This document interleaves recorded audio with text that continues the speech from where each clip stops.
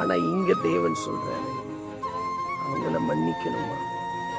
மன்னிக்கிற தெய்வமாகிய ஆண்டவராகிய இயேசு கிறிஸ்து கல்வாரி சிலுவையில பிலாத்தின் இடத்திற்கு கொண்டு போகும்போது அந்த ஜனங்க பார்த்து சொன்ன வார்த்தை மிகவும் காயப்படுத்துகிறது.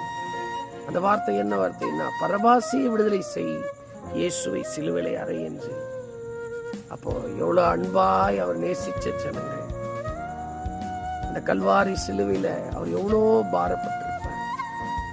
அந்த பாரத்தோடு தான் சொல்றாரு, பிதாவே அவர்களை மன்னியும் என்று.